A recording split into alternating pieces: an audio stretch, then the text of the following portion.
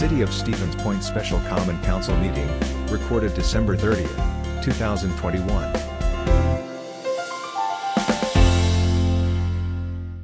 To order. Can we get a roll call, please? Sure. Christensen. Here. Shore. Here, just. Keemer. Here. Zarazua was excused. Johnson.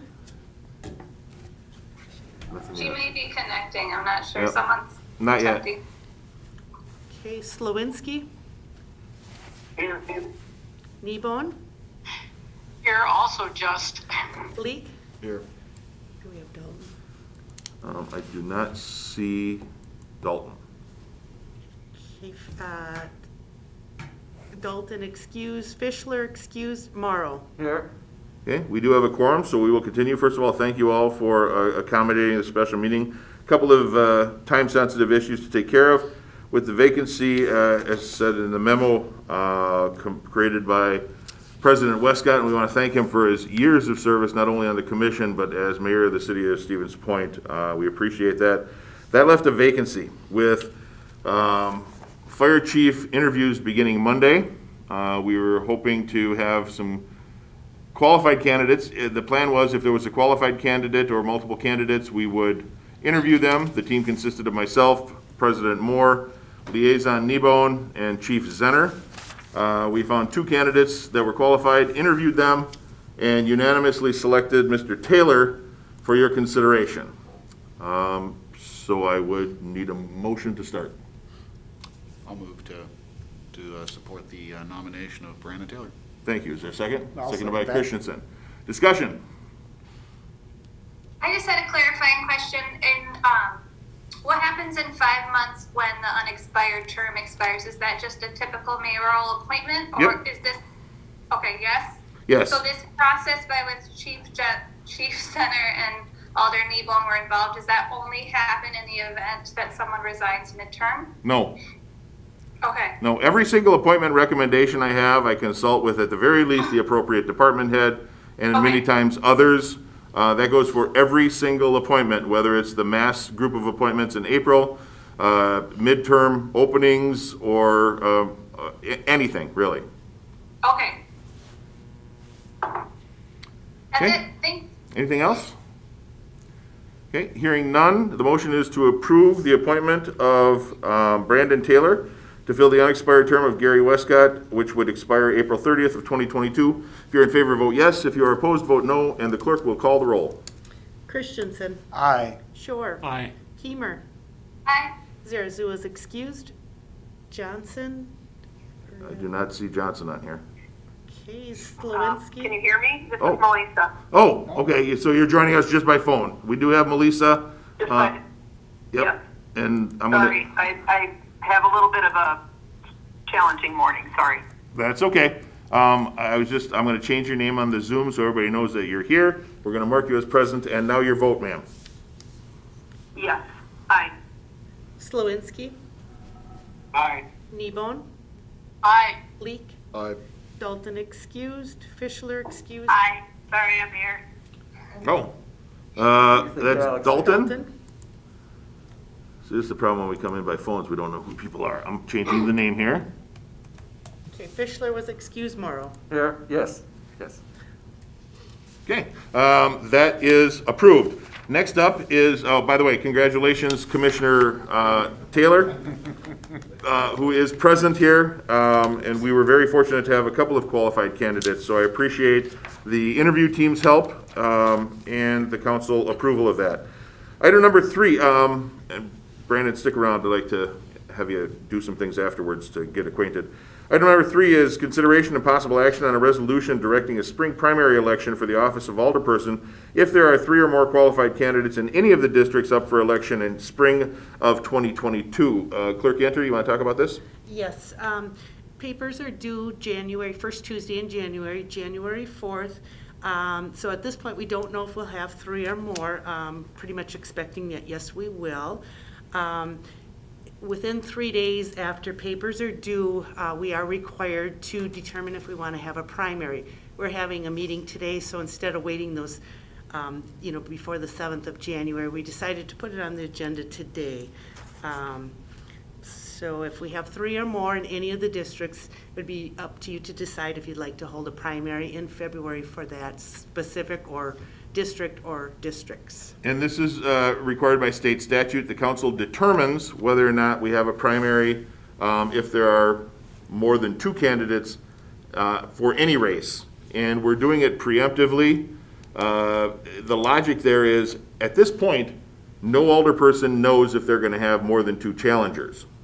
After the papers get turned in, you will know. So when the public sees it, and if you vote for or against a primary, the perception of that might be whether or not you have an advantage in any particular election. Right now, this clears that up. Nobody knows if they're going to have more than 2 challengers, so it seemed the most appropriate. Before we move further, I need a motion. Alder Morrow still moved. Yes, sir. Go ahead. Did somebody move? I was gonna move to approve. Alder Leek was also, I assume? No, that was- I'm sorry, Alder Morrow was also doing it. So here's what we'll do. We will give the motion to Slawinski, the second to Alder Morrow. Then that is to have a primary. Alder By Slawinski? the way, I know it's hard when I'm on the phone to get your attention, and I don't have any means of raising my hand on the screen. I'm not locked in any computer. So I just wanted to just comment that, I support this resolution for a spring primary if there are 3 or more alders, or candidates, I'm sorry. And ever since I've been alder, this has been the stance that I can recall, that we've always went to a primary. I realize, and I don't know what's on the ballot in February. I know there's probably some additional cost, but in the long run, I just strongly believe that whoever is elected to represent the constituents, that they're elected by 51% of the constituency. So that's the reason why I'm supporting this resolution. Thank you. Thank you. Any other comments? Mayor, I have a quick comment. I agree with what Alder Slawinski said. I think this gives the constituents the opportunity to choose their candidates. It gives everybody that wants to run a fair shot at campaigning and trying to sway the voters to their way of looking at things. So I think this is the best way to go. Thank you. Thank you. Alder Christensen. I was going to ask what past precedent was, but Alder Slawinski did share his experience, so I guess I would be in favor of keeping with past precedent and approving the primary as well. Thank you. If Alder we do Shore. have 3 or more. Thank you, Mayor. I will vote in favor today, after just noting a couple of concerns. These can be, I think, very low turnout elections. And I have a slight concern about, costs, in that scenario. When there's been something already statewide on the ballot, obviously that's helped. You just have to. I like this idea of raising it now with all of us not knowing. I think that's a great idea, so thanks for that. I guess just one more quick note about the spring elections. It shouldn't need saying, but people should not steal yard signs. Good point.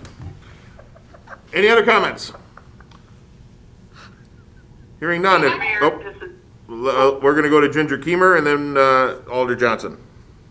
I just had a question for Clerk Cantor. Is there anything else on a spring primary ballot, or would it likely just be these 3 candidates? At this point, we don't know because papers are due January 4th. I haven't heard anything statewide, countywide. Last time I spoke to her, she was uncertain. Okay, thank you. There are 3 people that have announced candidacy for county board or county executive. I know Right. that. But Yes. again, the papers haven't been turned in yet. The deadline isn't until next week. So we don't know. If there are no more than 2 candidates in any race, we won't have a primary anyway. President Johnson. Thank you. I just wanted to address precedent. In the last 6 years, at least, we've had 2 different times where this council has elected 2 have the spring primary for pretty much the reasons that Alder Slawinski had stated. So that's been the precedent, at least as long as I've been on, 6 years now. So thank you. Thank you. Yeah, and Alder Slawinski, I know, is currently the longest tenured alder person, and it goes back to his precedent as well. All right, if you are in favor of having a spring primary, should there be more than 2 candidates in any particular race, vote yes. If you are opposed to that primary, you will vote no, and the clerk will call the roll. Morrow. Aye. Fischler's excused. Dalton. Aye. Leek. Aye. Kneebone.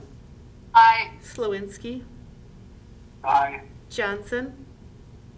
Aye. Zarazua's excused. Keimer. Aye. Shore. Aye. Christensen. Aye. And by unanimous consent, that is approved. If there are 3 or more candidates in any of the districts, we will be having a primary. And with that, our agenda is exhausted. Thank you all for making time to meet in the middle of the day. We stand adjourned at 12:11. All right, thank you all very much. A video of this meeting is available for viewing on the city's website, stevenspoint.com/videos.